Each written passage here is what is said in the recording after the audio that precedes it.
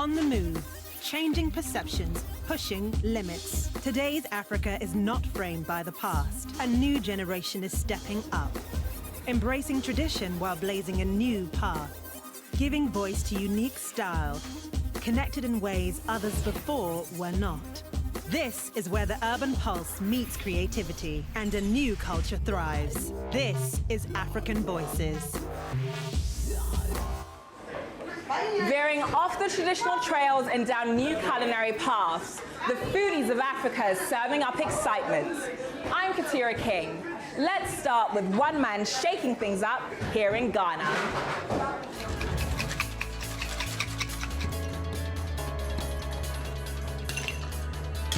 It really was an experiment, and it was actually a very daring one because it hadn't been done before. If you think outside the box, I'm sure there's a lot of opportunity that can be yielded at the end of the day. I am Raja Owusu-Ansah, co-owner of the Republic Bar and Grill here in Accra, Ghana. This is my Africa. Once former software developers, Raja and his brother Kofi opened the Republic Bar and Grill in 2012, taking advantage of a gap in the market. My brother and I came up with the idea of starting up this bar whereby we would use our local alcohol, which is called akpeteshie, to make a whole plethora of cocktails and drinks, which people actually do really love. When we provided the environment where akpeteshie could be served, it somehow just clicked that this is our own. This is what my grandfather used to drink. This is what my dad used to hide and drink. Akpeteshie, meaning hide the drink, is a traditional sugarcane alcohol that was banned during the colonial era, now taking on new meaning for the younger generation. This local spirit, combined with a dedication to local ingredients and of course a little local flair, had become the base of a booming business in the heart of Accra's nightlife district, Owusu. I was born in London in 1977. I came here with my parents when I was 3 years old. My father's Ghanaian, my mother's Indian. Growing up in Ghana being half Ghanaian, half Indian, or half Ghanaian, half something else, it's interesting, and for me it's an opportunity because, first of all, you get to share with your friends and other parts of the world that you're from. When did you cook your first meal and how did that go for you? It's a fried egg count.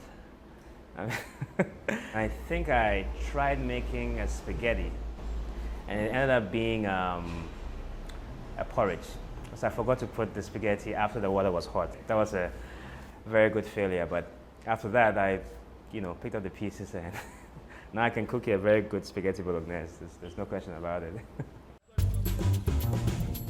But even his spaghetti bolognese can't compare with what Raja constantly craves, his family's fufu Sundays. So here's where the fufu pounding takes place. Fufu is basically a mixture of cassava and plantain. It's boiled, and then you can see that there's a pestle and a mortar. It's put in there and pounded vigorously for about, let's say, 20 minutes thereabout, depending on the consistency you want. This is a typical Ghanaian dish. It's found everywhere in Ghana, especially amongst the Akans, the Akan ethnic group in Ghana. I can eat fufu 3 times a day. I have no problem with that. I love it because you can have it with a variety of soups. About 6 or 7 different soups over here. That is a light soup with beef. This is chicken light soup. That's tilapia light soup. That's groundnut. Yes, that's groundnut again with goat. That's goat light soup. And over here, you have palm nut soup.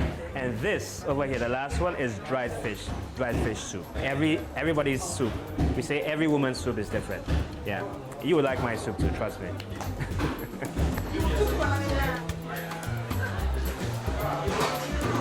Fufu is eaten with your hands.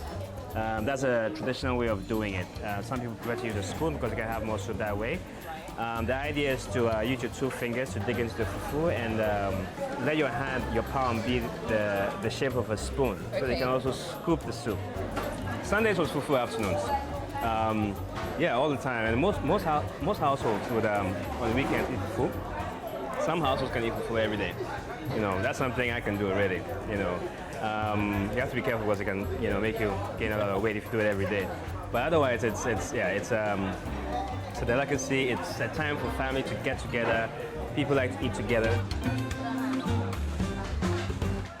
For Raja, tradition is the foundation of Ghana's food scene. But he's also not scared to try something new. So here we are at Pa John's place. Pa John is this fine gentleman who provides this customized eating experience here in Accra. When you're here, you don't even feel you're in the capital. You feel you're in some enchanted area somewhere.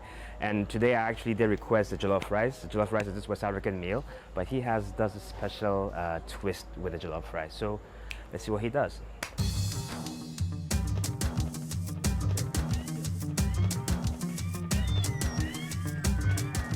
We try to make the original thing, but give it a twist. Right. For instance, what you have here, this jollof, has some pineapple cubes, Pineapple. cubes Oh, wow. in it.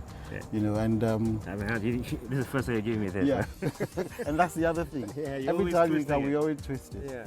They taste it, and initially they're a bit on a warpath. You know, you can't do this to jollof, Right. which I can appreciate. But the more they dig into it, the more they realize, okay, this is nice, this is fine on my palate. I can deal with this, and then they come back and they ask for more. Right. I mean, initially when I wanted to add on to jollof, I thought sacrilege, you know. Sacrilege. But I mean, Yeah. times are changing. Change, Raja has found just by mixing it up. And I'm going to make the kokoko, which is our signature drink at the Republic. Kokoroko, a name that sums up Raja's hopes for Ghana's food revolution. It's the mighty, the big, the successful. Shake it a bit. I think there's a fusion of the old ways and the new ways, or should I say the global ways of cuisine. People are infusing a lot of alternative and important methods of making cuisine, you know, to acquire, you know, different tastes. And I think it's a step in the right direction. It makes it more interesting, really. Cheers. Cheers. There you go. This was not a dream of mine to become a chef. There was definitely a bit of luck. Some people saw something in me and they gave me a chance, and sometimes they gave me a second chance and a third chance.